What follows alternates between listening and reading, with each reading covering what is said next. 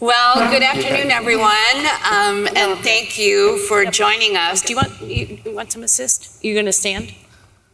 I'm good. Okay, great. Let's carry on then. You guys good? And thank you so much for joining us for this important conversation on a day that has been full of what we hope has been helpful and inspiring information. As mentioned, I'm Christine Perez. I'm the editor of DCEO magazine in Dallas, and I have the pleasure of moderating our panel on building workplace culture through recognition, inclusion, and belonging. So these last few years, as we all now know, have certainly been instructional in terms of talent recruitment and retention. And one of the best things to come out of all of it, in my opinion, is a new appreciation for helping people feel heard, seen, and appreciated. And that's what we're going to talk about today.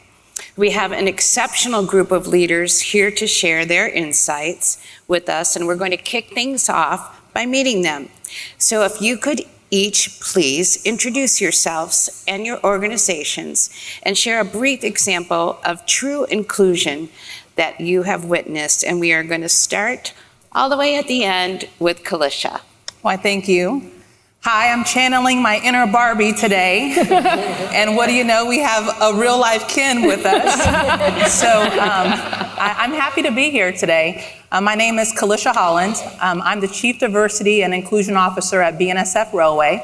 BNSF Railway is the nation's largest freight provider. We operate over 32,500 miles of track.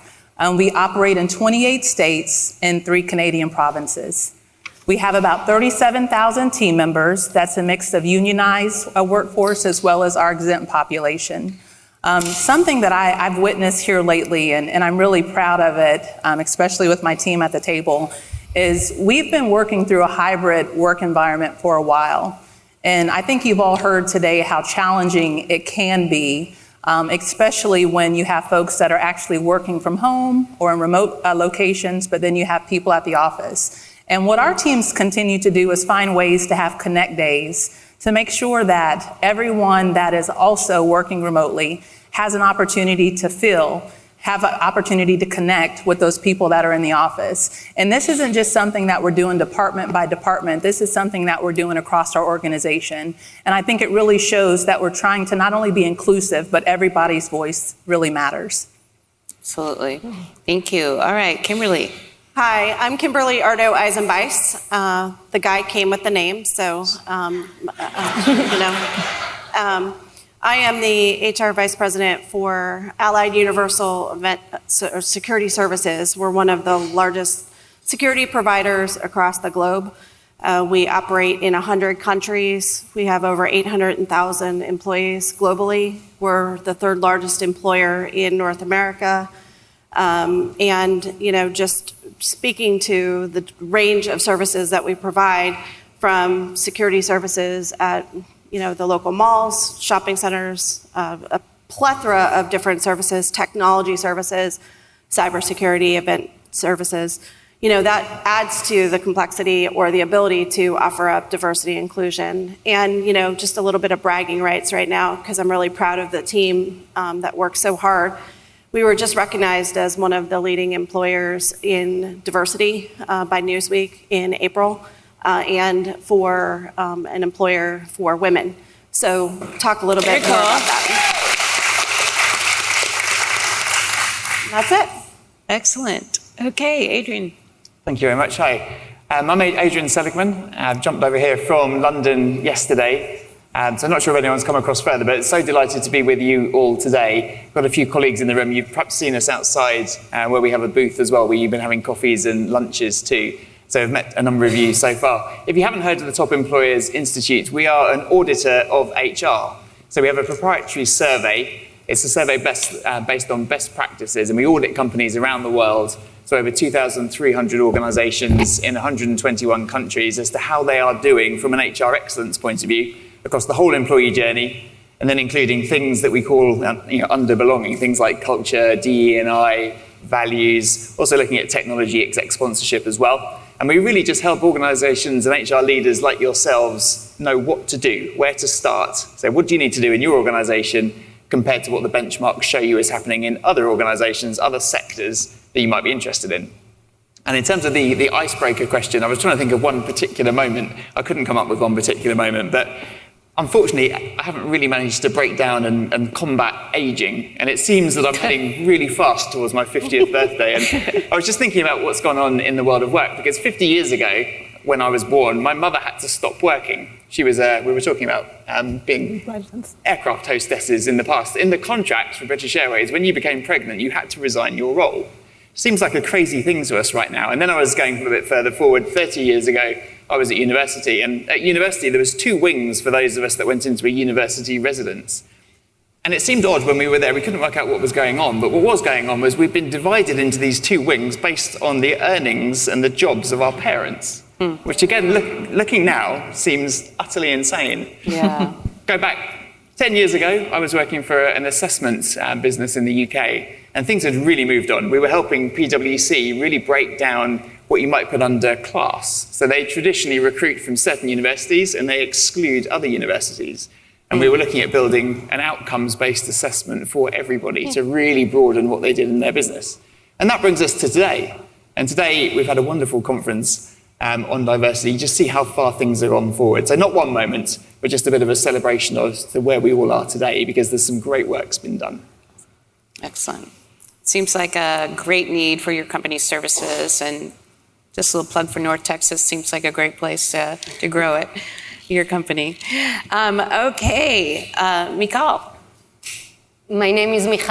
I'm founder and CEO of Visit.org. And what we do is we work with Fortune companies to help them engage their employees in volunteering opportunities across the world, as well as a lot of employee resource group engagement, as well as some mental health related team-based activations and so on. So we have a proprietary library of thousands of team-based activations. All of them have a giving back component because we curate the content for these experiences in partnership with nonprofit organizations across 90 countries around the world. We work with companies such as Amazon, AT&T, KPMG, Adobe, PayPal, and others. So large-scale companies, and we really help them improve their sense of belonging through these community engagement activations. Now, a recent example that I really loved with one of our corporate partners is a global technology company. And for Veterans Day, their veteran employee resource group booked an event with us that was in partnership with a nonprofit organization out of Nashville. And what that nonprofit does in their day-to-day, it's a small organization.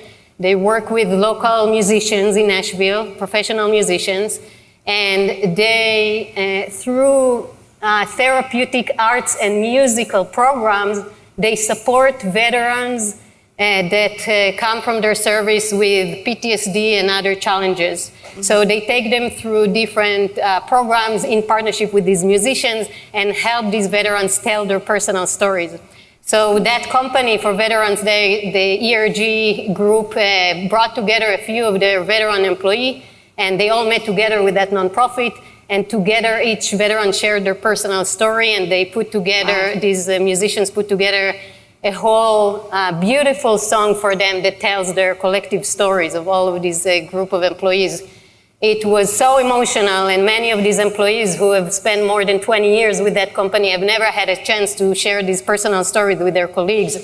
And it was so powerful that the CEO heard about that experience, and for the next town hall with the entire global workforce, the CEO invited that Nashville nonprofit and this professional musician to come and perform the music and the song, telling the veteran story to the entire company.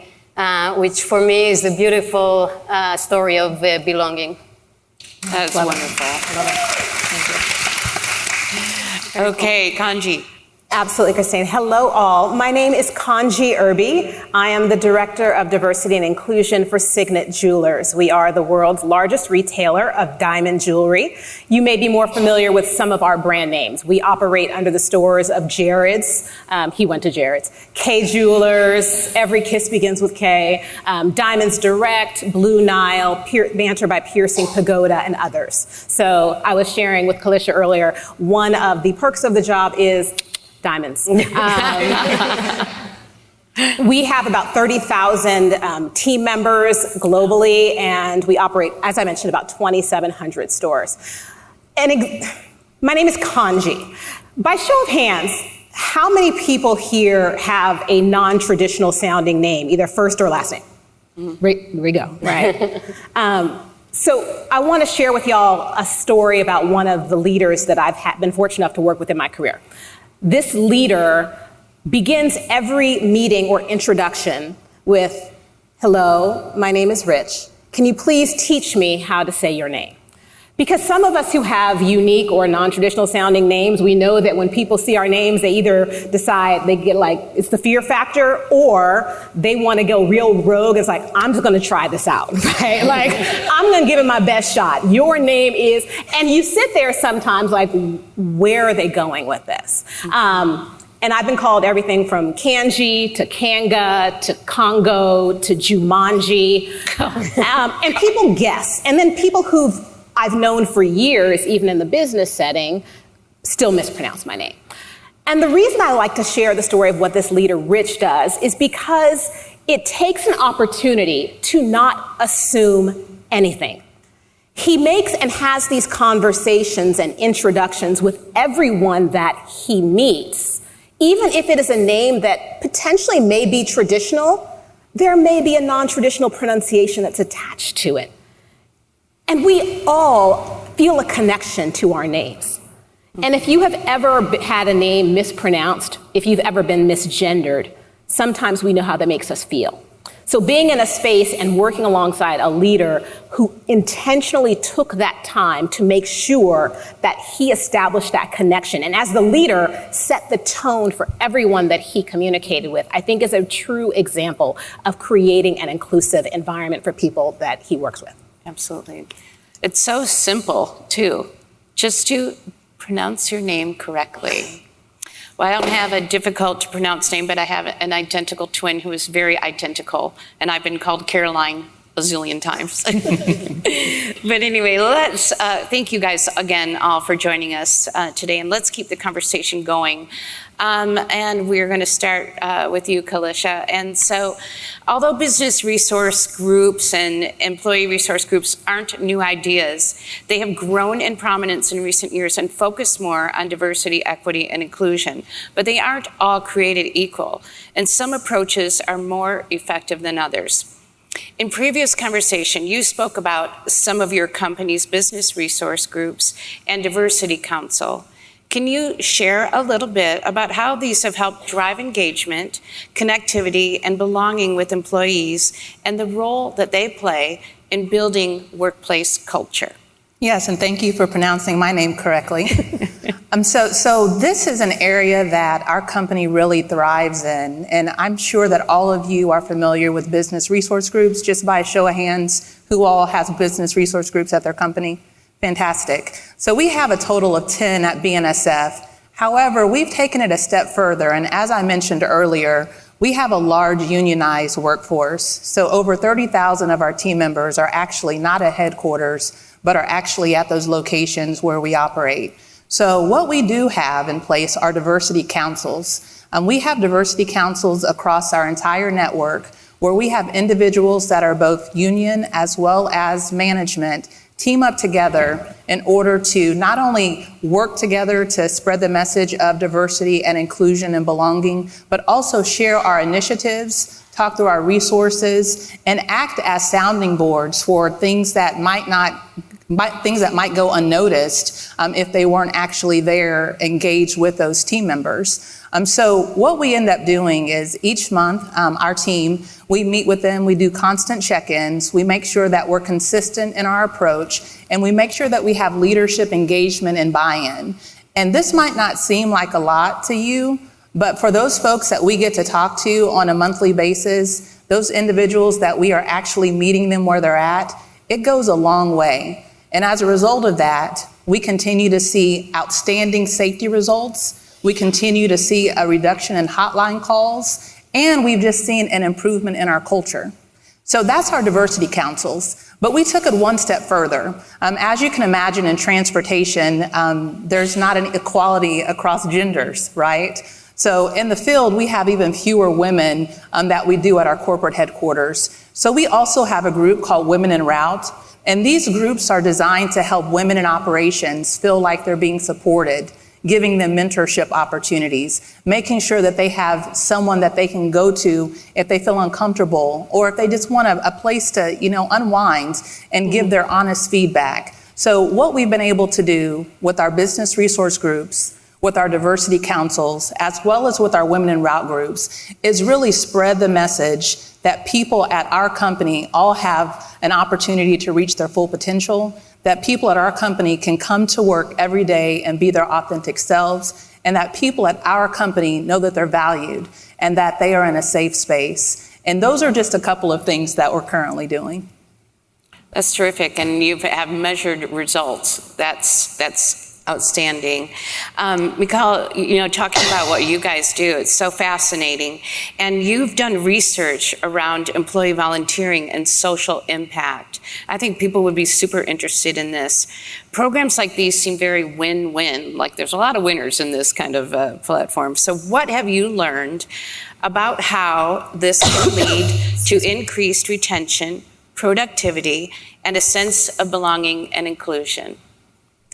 Yeah, so first I want to share that what we do in terms of social impact employee engagement is we take it beyond the once a year we all put our corporate, our company t-shirts and go out to the park and clean the park, which is always a great event. We do a lot of these, but really the innovation that we bring into this type of engagement is that it's around the year. So each company that works with us gets to design how they want to put it together, but usually a typical corporate partners would do weekly events, and then they'll do monthly events to celebrate different observances and international days for their employee resource group, or for new employee onboarding on a quarterly basis, or for new graduates and so on.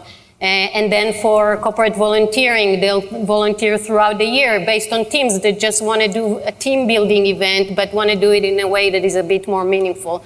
So it's really a 365-day type of engagement that we curate and customize for our corporate partners. And each event tends to be 1 hour long. It can be either virtual or in person, or a pre-recorded engagement for frontline employees, warehouse employees, retail employees, and so on. These are the three different types of engagement that we do. At the end of the hour, 5 minutes before the end of the hour, with our technology, we capture a quick employee survey. And because we capture that in real time while we have the team still with us, we get 60% response rates to all of these surveys, which is a lot higher than a typical employee sentiment or satisfaction average response rate. And so we recently took the most recent 40,000 respondents or participants in our events of all different companies, and we looked at the results of this end of or post-event employee survey. And we found a few very interesting KPIs and ROIs that we were able to report to our corporate partner. The first is that 70% of participants said that this event had a major impact on their sense of belonging to their company. And while they were able to choose between no impact, little impact to major impact, 70% chose major impact. The second thing that we saw is that 99% of employees asked their employer to do more of these events. And then the next thing that we saw was we looked at retention. So for those companies that work with us for over a year, we usually work on annual or multi-annual basis. We took only the data of companies that have worked with us for more than a year, and we saw a 90% retention rate of employees going back the next year and participating again in these events and asking to do more of these. So there are many indicators or many reasons why employees choose to stay with the company, but this certainly becomes a reason for employees to want to stay and be retained with that same employer. So all of these are kind of the quantitative results. We also do one open text question at the end of each event, and we let employees to just write whatever they want about their experience. And when we took these 40 respondents and we took the text and look at it, I was really happy to see that the two words that repeated equally the most out of all the text that employees wrote were community and colleagues. And the reason why I was so touched by it was because when we first started the company, our hypothesis was that if we help companies engage their employees with their local communities, then that emotional connection and emotional attachment that we help create with local community members or community initiatives will then be translated to connections to their colleagues and peers at work and therefore to their employer. And when I saw that colleagues and community were the two equally repeated the words, that made me very happy, because that means that we create a triangle, like you said initially, a win-win-win triangle. So these are some of the results that we saw from our recent surveys. Oh, that's got to be really super rewarding. Mm-hmm. And speaking of rewarding, you mentioned this, Kimberly, but Allied Universal was recently recognized as one of America's greatest workplaces for diversity. So can you share a little bit about your company's focus on developing a culture of inclusion, equity, and belonging, and support through its talent acquisition and career development efforts? Absolutely. Again, being one of the world's largest employers, our employees don't come to the office every day. They work and live in the communities, and they work in the communities in which they live. You know, they're at our HOAs, they're at our offices, they're at our banks, they're at our malls. They're embedded into different companies, Fortune 100 companies. So it's really important that we reflect the communities in which we operate. Again, as a security provider, our biggest part of the business is security, which would seem to be traditionally male. We have over 73% of our employees that are female. And part of that comes through our training offering. We offer robust training for all of our employees, but you don't have to be a security professional to start with us. We'll grow you to be one. And we offer, some award-winning. We've been recognized in that area as well for our training efforts. We have career pathing and career ladders, not only upward, but outward. So again, I mentioned that we have a diverse work platform. If you want to start as a security professional and then you want to go be a cybersecurity tech, we have the mechanism to do that. Through our offerings, because we are so large and our client base is so large, our employees can grow their career in different avenues or different sectors. We also offer up flexible scheduling, which makes it nice for our female population. We offer training, again, no different than many organizations today, materials and community resources. But our biggest mantra is really a mantra that is lived out. It's one of our core values, and it's about being there for you. That's what we tell our clients. That's what we tell the public. We're going to be there for you, So it's important that we live that out internally. And we do that through our leadership development program, where all of our leaders are taught I Care leadership. And that I Care leadership is really about meeting our employees where they're at, being flexible, being responsive, being open. We take a less prescriptive approach, but I can relate to what you said, that our teams are empowered to do D&I efforts in their community, to do outreach in their community that makes sense for them. And we open that up to our teams. So our Midwest team decided that it was important to do something, and they have a There For You campaign where the teams will go out and work at a local food bank, or they may work at a local school. The idea is that we want to empower the teams to be reflective of what is meaningful for them. By doing that, that creates that culture of belonging. They feel seen, they feel heard, they feel part of the programs, not because it's top-down approach, but because they're building it in their communities as they go about it. The other thing that we do that I'm proud of is we have a robust benefits offering, and it's not necessarily just the great benefits of medical, dental, vision, but we really educate our leaders on how to do financial awareness type of training, somebody who might be struggling, and really create an onus on the managers to know their teams, to know who's not necessarily living paycheck to paycheck, but what is that attendance issue coming from? Is it coming from the fact that they're working 2 jobs? How can we support that individual? Mm-hmm. How does the person that's working 2 jobs, can they work a different schedule that allows them to only work 1 schedule? So a very flexible, inclusive, open dialogue approach, which is very challenging because, again, we don't have our staff come into an office every day. A lot of this is remote. This isn't having a conversation here. It's interactive conversations that we've taught our supervisors, our frontline supervisors that are out in the communities working alongside our staff to have that education and awareness, and then equip them with the tools to be able to support their teams. Oh, Kimberly, that whole empowerment thing sounds like such a key strategy for being effective, as you mentioned, when you have a remote workforce and also such a large one. So the fact that it's not top down like that, that's really powerful. Thank you for sharing that. Okay, Kanji, your turn. So we all know that diversity in higher education space had a significant moment last year with the Supreme Court ruling. And we've learned that events in the outside world can have a powerful impact inside a company's walls.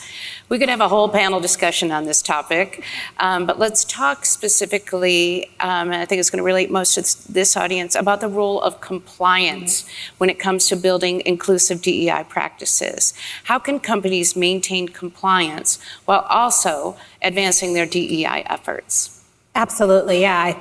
I got this question because I'm an attorney. Just celebrated my 20th year as a member of the New York State Bar. So thank you. Yeah, thank you. It's like trauma. I'm remembering taking the bar exam. As we know, last year the U.S. Supreme Court held that race-based admissions in higher education is illegal. Right. They struck down in the Fair Admissions versus UNC Harvard decision. And what happened was the floodgates opened. Even though the decision was only applicable to higher education, a lot of cases have since been filed in the private sector and in employment sectors where employees have filed cases against, let's say there have been cases where a white man has filed a lawsuit because he didn't get a promotion, and said that it was wrongfully given to a person of color. There have been cases where individuals have filed suits against employee resource groups or business resource groups saying that they have been excluded from participating in those, and the courts in those jurisdictions are making decisions as to whether or not either of these cases have merit. So a lot of these are still in their early stages and haven't been decided, but what we have seen is there has been a lot of lawsuits. There have been a lot of lawsuits filed. And so what companies are looking to is like, what can we do to make sure that the work that we are doing to continue to foster inclusive workspaces are compliant and that we don't run afoul of any potential laws? And so a couple of things that I would like to share to give guidance. The first thing is just to make sure that with what we're doing, every company currently evaluates your recruitment, hiring, and promotion practices. If there are any targets or anything where race or another protected class is outwardly promoted to the detriment of others, be mindful that that may be an area where there could potentially be a challenge, right? Another thing you want to do is just make sure that you're evaluating your current DEI policies, the language that you're using in any communications, the language that you're using externally. And we want to make sure that we are mindful that our goal is to benefit everyone. You want to make sure that you're looking at your business resource groups and your employee resource groups. Are they only open to women, or is it to women and allies? If there is a space or an area where any particular group can say or feel or potentially file a claim stating that they are excluded or don't feel like they belong, then that potentially can be challenged. Again, the UNC Harvard decision just came down last year, so we don't know what the long-term impact is going to be, and we don't know what the impact is going to be in the private sector in the employment setting. But what critics of DEI, I think, fail to realize is that the work that we do works. Like Renu just shared some stats in her presentation about how inclusive workspaces are more innovative, how inclusive workspaces actually promote and build belonging. Employee engagement is higher when you have teams that are non-homogenous. And so we know the goal that we have and the work that we do is a strong and a solid one, and it makes good, sound business sense. But sometimes what we need to do is think of and look at the critics and some of the backlash that we are experiencing and think, how do we combat that? And the way that we combat it is we look at the data and we continue to show people that the work that we're doing has positive results. And I want us also then to also take a step back. Adrian took us back 50 years. So I've been challenged to go back a little further than that and take us back 150 years. Loved living in Texas last spring. Loved living in Texas last fall when the Texas Rangers brought home the World Series championship title. When we think about baseball, this is a sport that goes back 150 years. Great sport, fantastic sport. Would never play it, it's too hot, especially here in Texas. But I want us to think about what happened when Jackie Robinson integrated baseball in 1947, after baseball had been around for 75 years and non-white persons were not allowed to play professional baseball. We always knew that baseball was a wonderful sport. We did not know how incredible and spectacular a sport it could be until everyone was allowed to play. Absolutely. What we are doing is making sure that everyone gets the opportunity to play. And when we are able to make sure that our leaders and our workforce and our managers and our people know that that is our goal, is to give everyone a chance. To give everyone an opportunity, to give everyone a chance to be on the field, to play and see what they could do, y'all, folks are going to hit it out of the ballpark. That's wonderful. Well Thank said. you so much. Okay, Adrian, don't think we left you out. Top Employers Institute is dedicated to the improvement of people practices, including efforts that impact workplace culture, diversity, equity, inclusion, and belonging, talent engagement, and leadership development, all the things that make good companies great. So can you share a few insights of things you've noticed about how employers can foster positive change through DEI initiatives? Yeah, sure, of course. Thank you. Thanks for the question. And it's been quite tough. We've seen some of the speakers today. So the previous session as well was talking about some of the headlines, some of the quite distressing headlines around DE&I as well. And another one I picked up was looking at LinkedIn. So, LinkedIn, most of us use LinkedIn for job postings. In 2020, DE&I roles rose by 23%. 2023, they dropped by 20%. Yeah. And you guys know that. You've had colleagues who are affected by that as well.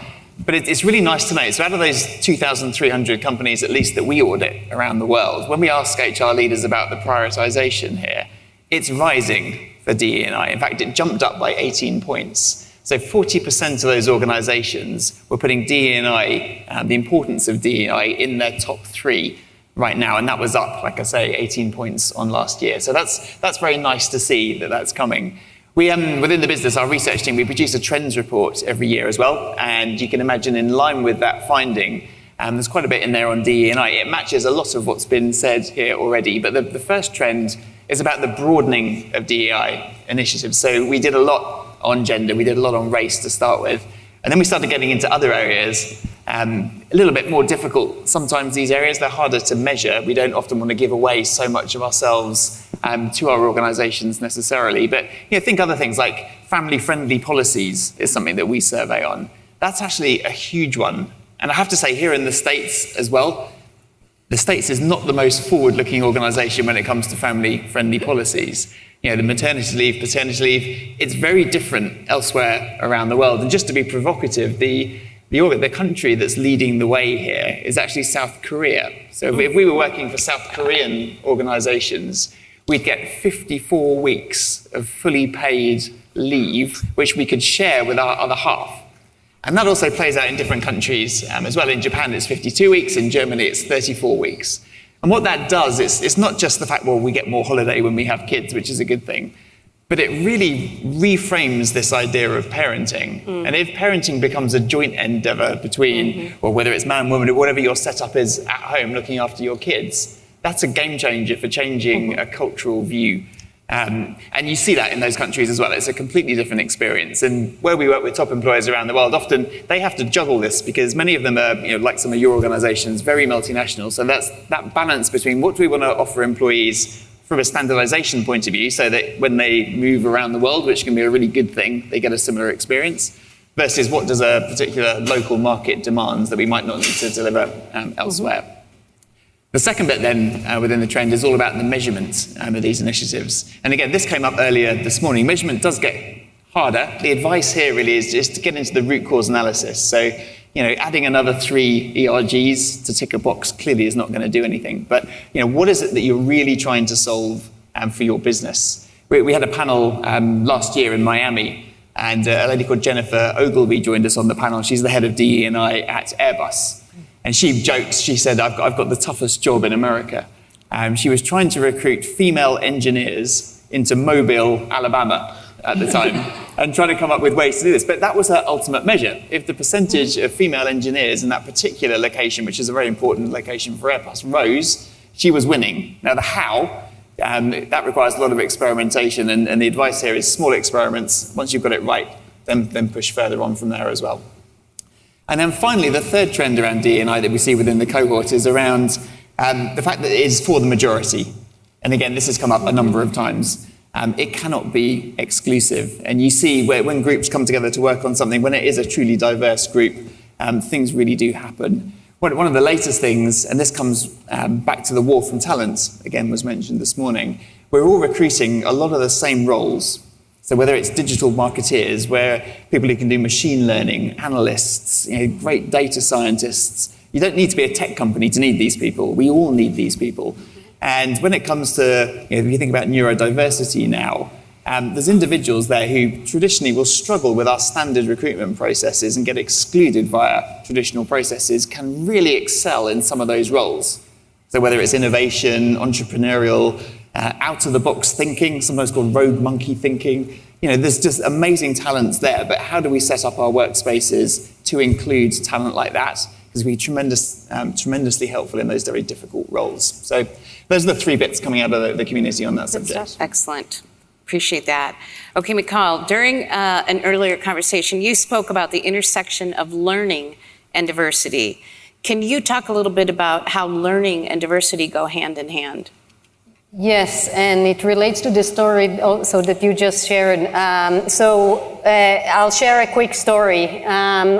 Again, work that we did with a global company with their ERG, Black community ERG. They wanted to provide to their members of their ERG and allies with learning opportunity to improve their interviewing skills as leaders or managers in their organization.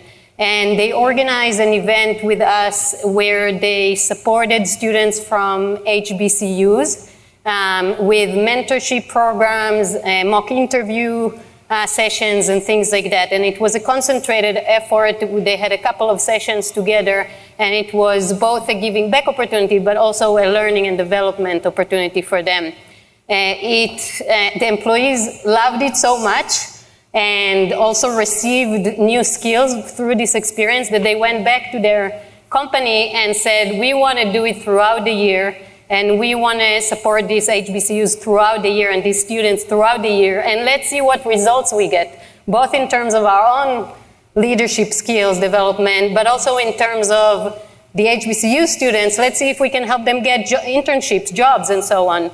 So we curated a full year program where they met with these students on a regular basis throughout the year, And the results that we are seeing now are that not only are these students starting to get internships and so on, but also it now became a diverse talent pool for that company. Now the company started to hire students from these universities thanks to the ERG initiative that came from learning and development. So it touches on so many different fronts and topics that you all touched on.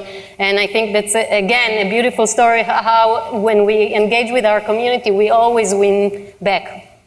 Wow, excellent. Thank you so much.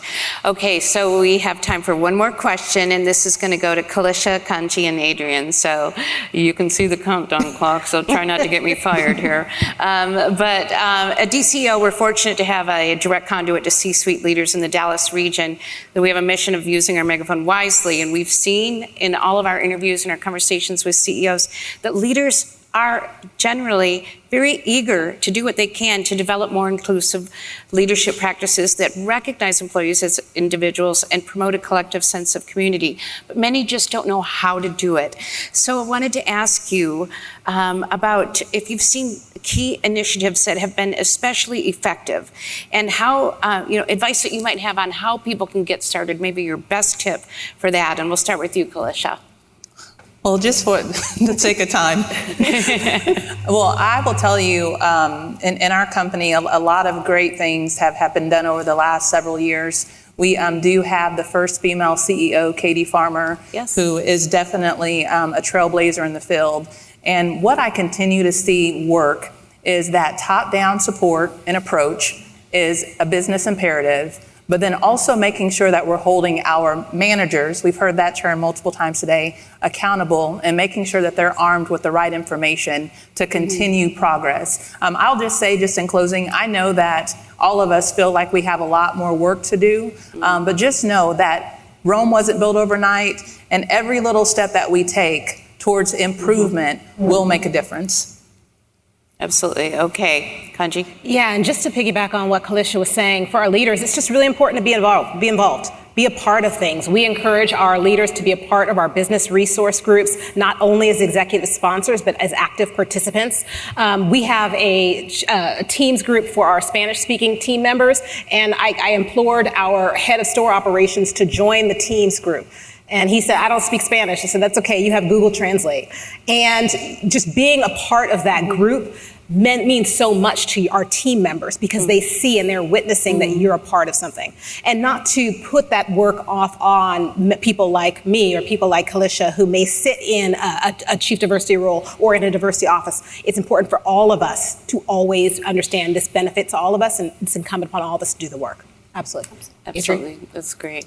Yeah, just not to add to an example, but just to say that you're in exactly the right area here, completely in the right area. In fact, our very last bit of research from Q1 this year, we were looking at leadership and DE&I as well. And one of the things we can do within our survey is separate out, is that me making a horrible noise? Apologies. We can separate out things like engagement score, which we often go to, and look at individual DE&I practices and their impact on an engagement score. So you can use a regression analysis to split these things out. And when we did this, without boring you with the full methodology behind it, but the two things that had the biggest impact on engagement, and we like engagement because when people want to stay, when they want to put more discretionary effort in, that's a good thing for the overall organisational health. But the two things at the top were on leadership. The first one was us as HR leaders being able to train our leaders to role model DE&I within the business. And then the second one was training them on being able to spot problems. Yeah. And so just if we can focus on those two things, which was the whole point of this question, potentially you'll have the biggest impact within your business. Excellent. Please join me in thanking our incredible panelists today.